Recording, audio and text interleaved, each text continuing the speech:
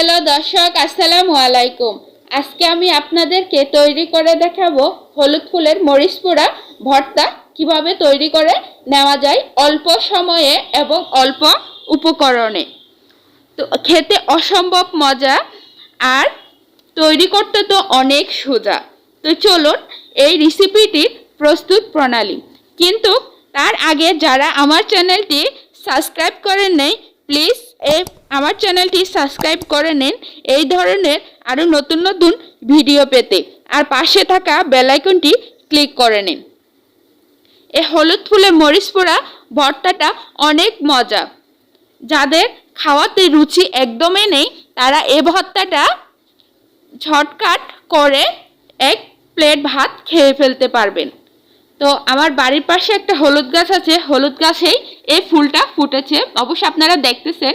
তো এখন আমি এই হলুদ ফুলটা ছিঁড়ে নিতেছি।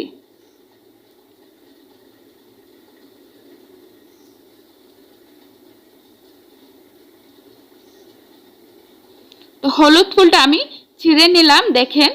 তো এখন এটাকে আমি ধুয়ে নিয়েছি। এখানে আমি 3টে হলুদ ফুল নিয়েছি, 3টা হলুদ ফুলকে আমি আগে থেকে ধুয়ে পরিষ্কার করে নিয়েছি।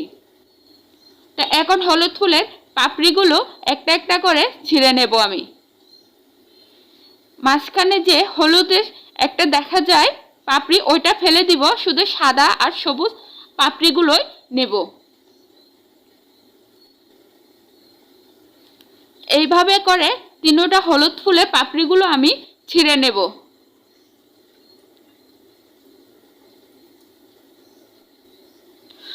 তা আমার হলুদ ফুলের পাপড়ি সবগুলা ছেঁড়া হয়ে গেছে। তা এখন এগুলাকে আমি আরও একবার ধুয়ে পরিষ্কার করে নেব। তা আমার ধোয়া হয়ে গেছে পাপড়িগুলো।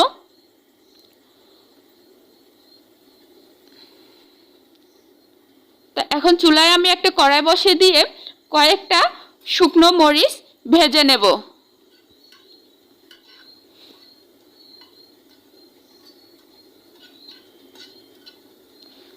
তো মরিচগুলো আমার ভাজা হয়ে গেছে, এখন আমি তুলে নিতেছি।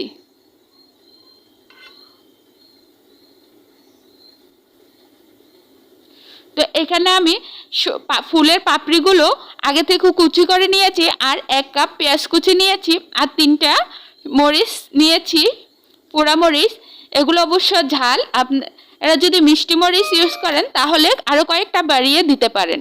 তো এখানে আমি এখন 1 টেবিল চামচ লবণ দিয়ে দিলাম, দিয়ে সবগুলো উপকরণ ভালো করে মথে নেব। তো এভাবে মরিচ আর পেঁয়াজ লবণ দিয়ে ভালো করে আগে মথে নেবেন। তো আমার মথা হয়ে গেলে সাথে এরপরে পাপড়ি কুচিগুলো ভালো করে মথে নিতেছি একসাথে। তো এখন এখানে 1 টেবিল চামচ আমি সরিষার তেল দিয়ে দিতেছি। ভর্তা মানেই সরিষার তেল, সরিষার তেল না দিলে ভর্তার টেস্টটা আসে না। তো সরিষার তেল দিয়ে আমি আরও একবার মথে নিয়েছি। আমার ভর্তা হয়ে গেছে, দেখুন। হলুদ ফুলের মরিচ পোড়া ভর্তা, এটা খেতে অসম্ভব মজা এবং অনেক সুস্বাদু। অল্প সময়ের মধ্যে এই ভর্তাটা তৈরি করে নেওয়া যায়। আমার ভিডিওটা যদি আপনাদের থেকে ভালো লেগে থাকে প্লিজ আপনাদের আশপাশে শেয়ার করবেন আর কমেন্ট করে আমাকে জানাবেন। তো আপনারা সবাই ভালো থাকবেন, সুস্থ থাকবেন, আমার জন্য